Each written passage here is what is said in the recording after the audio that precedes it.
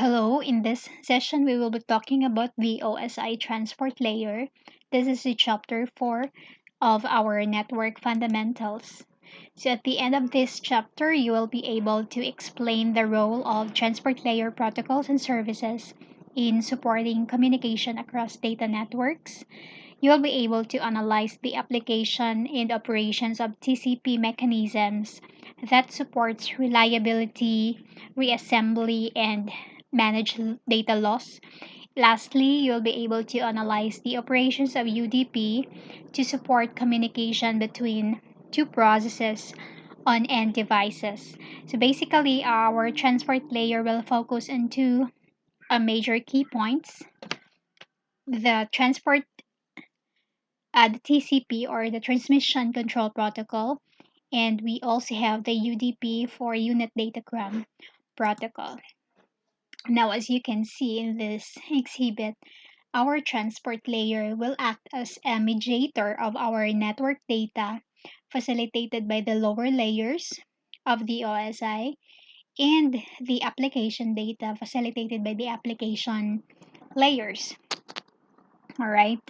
So again, transport layer prepares application data created at the application layer of the TCP IP or at the first three layers of the OSI, the application, presentation, and session. So it prepares the data for transport over the network and processes data network or network data for use by the application. All right. So the major function of transport layer is to move data between applications on devices in a network. Say for instance, you've created a data using an IP phone, so dapat ma-move na ni transport layer on the other end of the network kay IP phone or vice versa. Na depende kung unsay end device nga ginagamit sa recipient or depende kung unsay gigamit pod nga end device sa imong source. Alright. So this slide, where you can, this is where you can see how transport layer supports reliable communication. Alright. So dinhi pod nato makita nga slides ang duha ka services na ginagamit ni transport layer for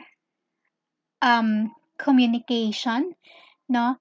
Katong duha ka services nga ginagamit niya if it wants to transport data from one device to the other.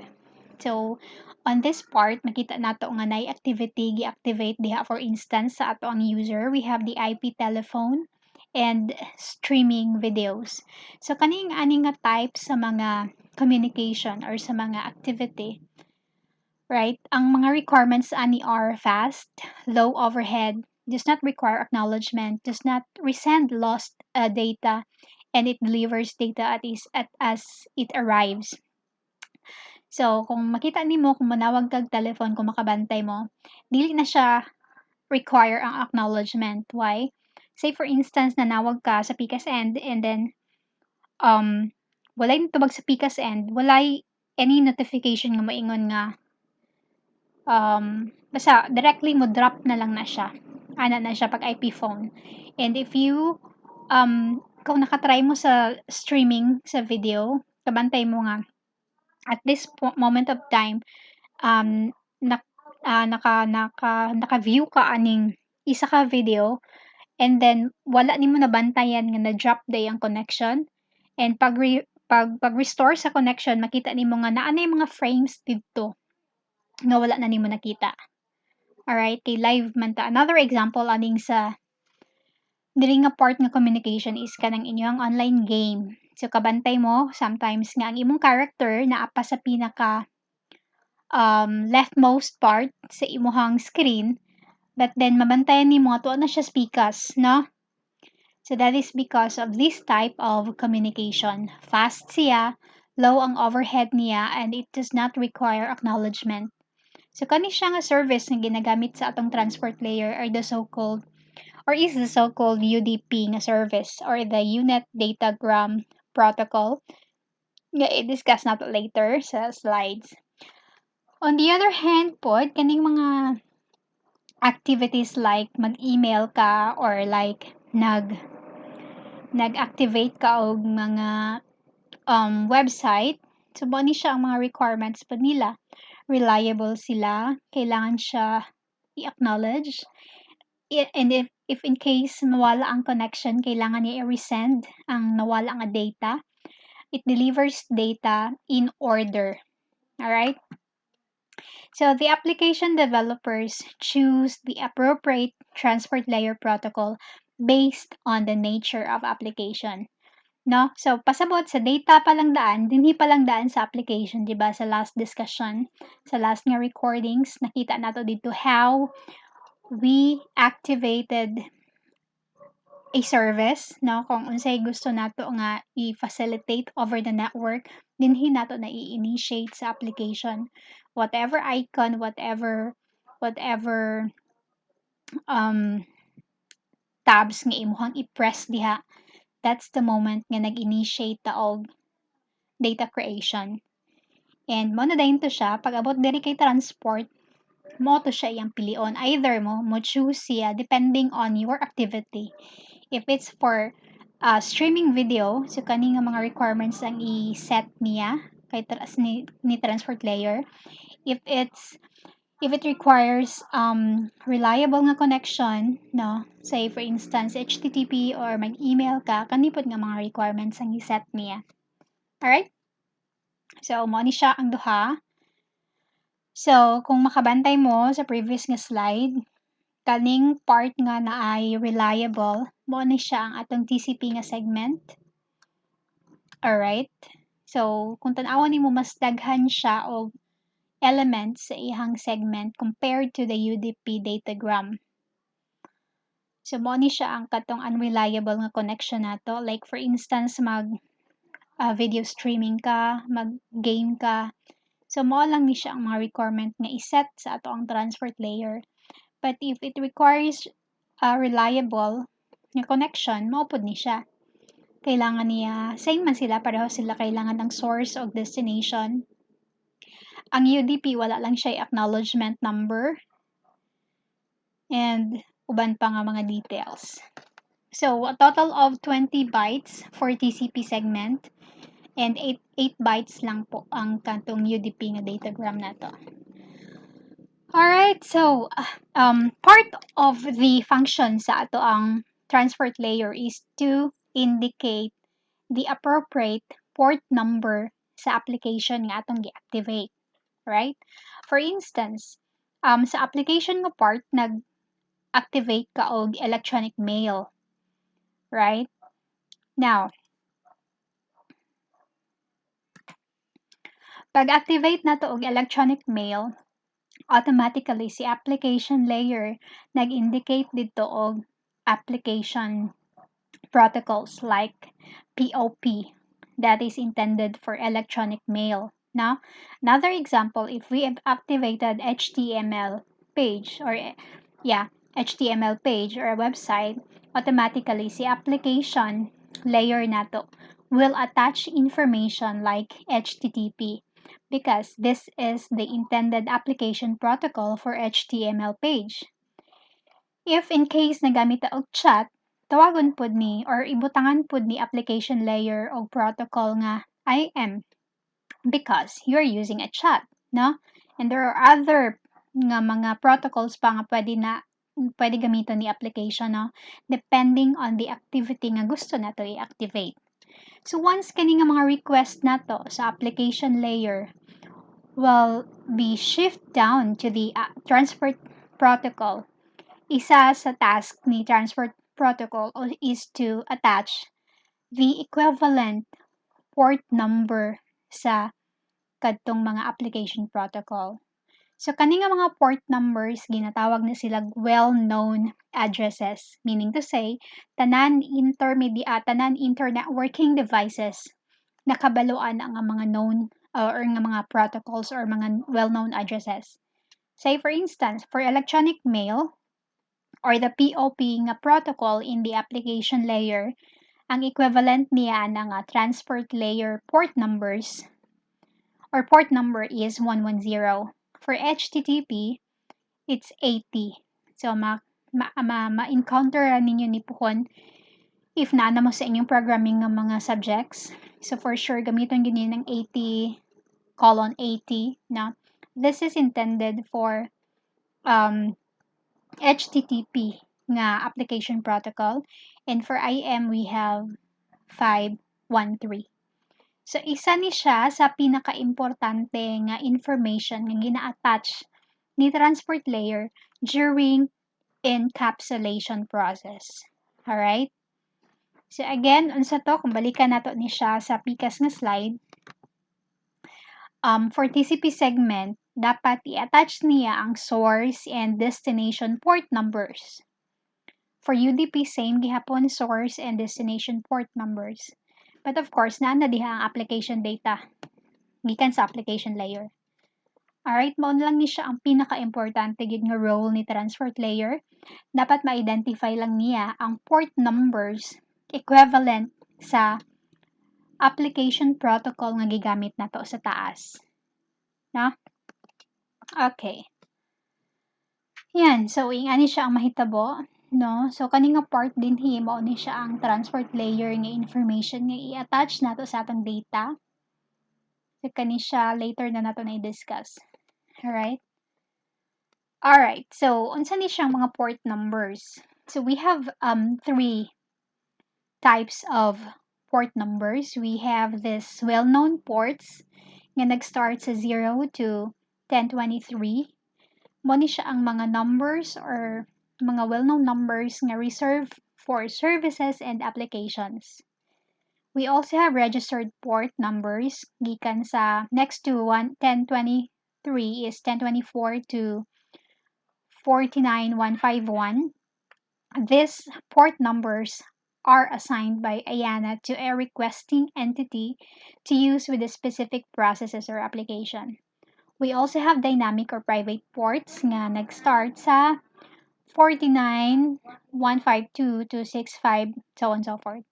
Usually, mo ni siya ang gina-assign dynamically by the client's operating systems and used to identify the client application during communication. So basically, din higakuha og port numbers ang atong mga laptops, no? Depende. Alright? So what else? So mo ni siya ang mga samples of well-known port numbers and their equivalent application protocols. Mo ni ang mga common but not limited to this alone ha, daghan kay ni sila. We have port number 20. Ang protocol niya for transport is TCP, and in application, FTP na siya, or File Transfer Protocol.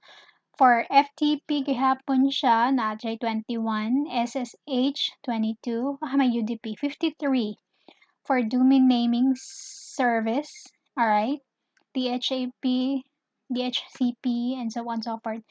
Oh, okay. So HTTP natay 80, for email natay 110, HTTPS secure 443. So these are just some of the many port numbers nga nag-exist. Alright? Alright.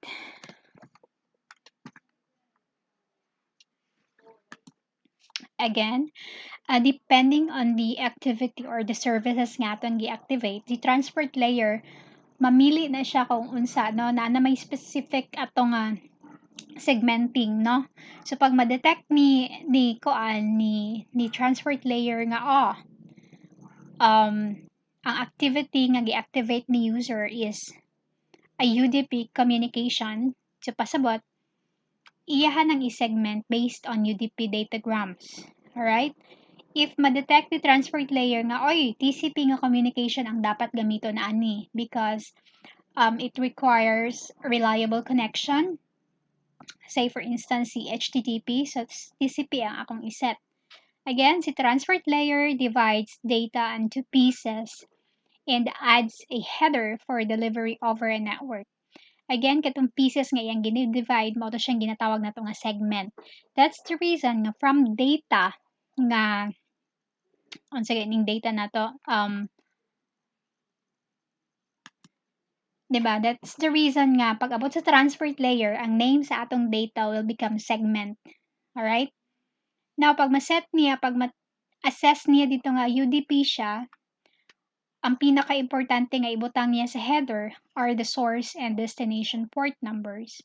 But if it's TCP, meaning reliable ang connection, kailangan niya i-consider ang source and destination port, sequencing, acknowledgement, flow control, and congestions. Of course, wala na natong highlight din nga kailangan ng application data included gihapon. Alright? Next.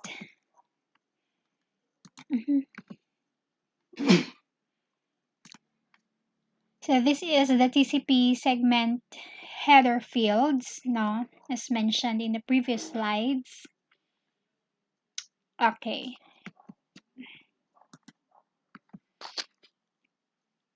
Alright, so ingani ang sessioning nila ha. Like, for instance, we have here a client 1 who requests for HTTP, right?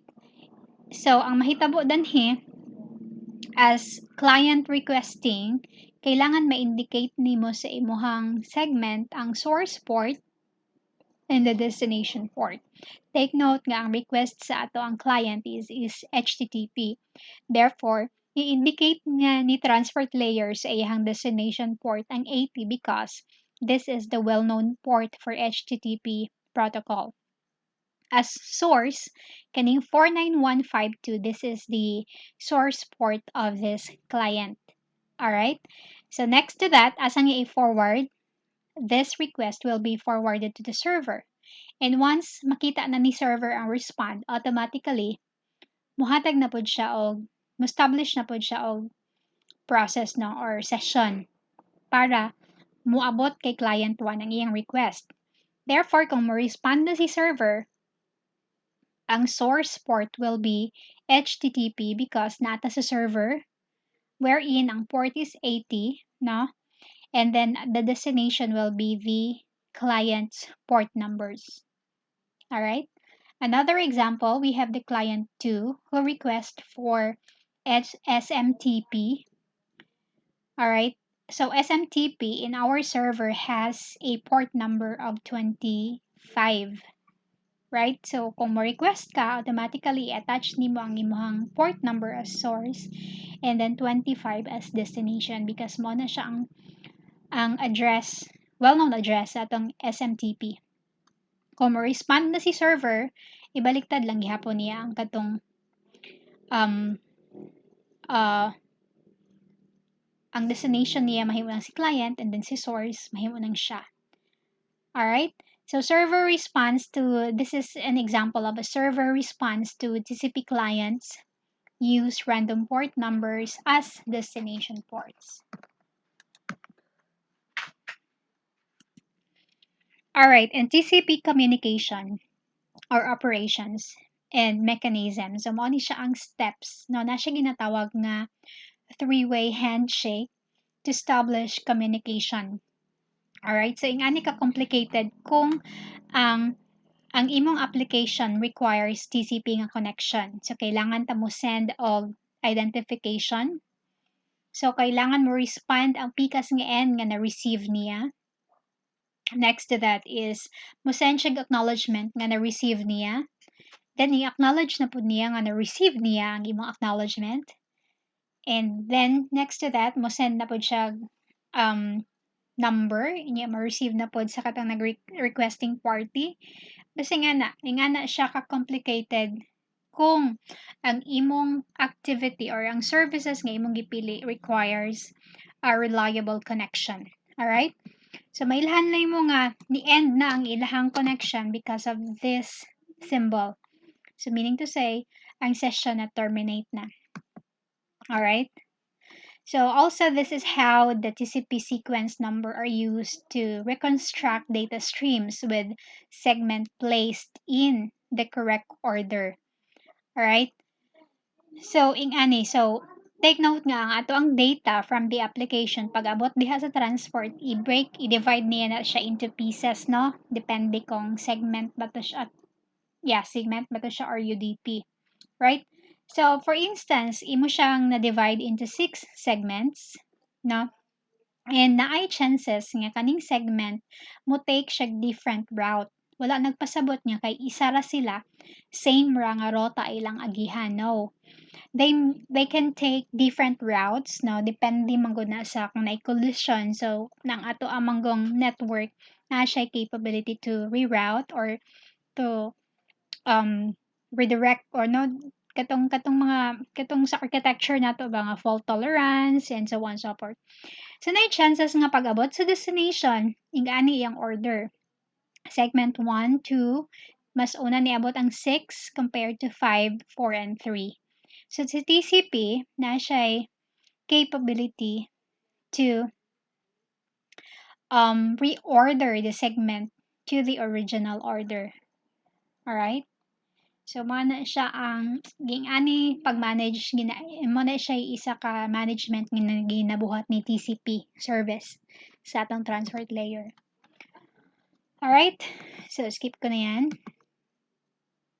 So, for TCP pod, napoy chances nga na mawala nga data. Therefore, pag mawala ang data, na ay chances nga ihang i-resend ang data. That's one management nga ginabuhat sa atong TCP session. Unlike UDP. So, mo po ni si UDP, UDP does not establish connection before sending. So, send lang siya, bahalag wa siya kabalo kung kinsay nabay mo receive, no? So, yung ani po siya, same with TCP, ato gihapon gina-segment siya. But in UDP, this is in a form of datagrams, assuming na po tayo 6 ka datagrams. Again, different datagrams may take different routes, no? And there are chances po nga mabot siya dito sa destination nga kulang. Alright? So, sa UDP, dili na niya i-resend ang katong nawala nga mga datagrams. So, kailangan na po ta mag-reestablish ang connection kay para lang makakonect na po ka sa gusto ni mga connectan. Okay? Mo ni siya ang characteristic ni UDP. No, mo nang gamay ra iyang bytes nga requirement. So, unreliable siya compared to the TCP nga reliable. Alright? So, same lang gihapon nga request. Kung unsa si TCP nga request, same ra gihapon si UDP nga protocol. Ayan, same ra ni gaina. Alright, so that would be all. I hope nga na-answera nato, no? Ma-explain na nato ang importance sa transport layer, na-identify na nato ang role sa transport layer, kung ginaunsa niya pag-provide og end-to-end transfer of data between applications. So we're able to describe the two layer protocols, the TCP and the UDP. Again, TCP is reliable, UDP is not reliable. So explain the functions of transport layer, including reliability, port addressing, and segmentation. So we're able to explain how TCP and UDP handles this key function. And kabalo na ta kung sa mga examples nga ang mga services nga ginagamit sa TCP o services nga ginagamit sa UDP. Okay, balikan na to si encapsulation. So take note nga si application layer, again, mo ni siya ang iyang i-attach nga mga information, no? Kapag ka nag-attach gani kag HTTP, meaning to say, ang gi-activate ni user is a HTML page, right? Kung nag-FTP ka, kung kanimong gi-attach, meaning to say, si user nag-initiate og file transfer, and etc. Now, pag abot si kay transport layer, kailangan ma-determine niya kung unsay equivalent nga port numbers aning HTTP and even ang source og ang destination og ang source niya. Alright? So for instance, nag-request siya HTTP, therefore i-indicate dito ni transport layer sa destination nga 80 for HTTP. So, maling ni siya, mao lang ni ang pinaka-importante nga information ang dapat ma-indicate ni transport layer during encapsulation nga process, no? Katong gi-mention nato sa previous nga slides. Katong mga acknowledgement if it's TCP, but if it's not, only the source and destination port numbers. All right. So, thank you so much for listening.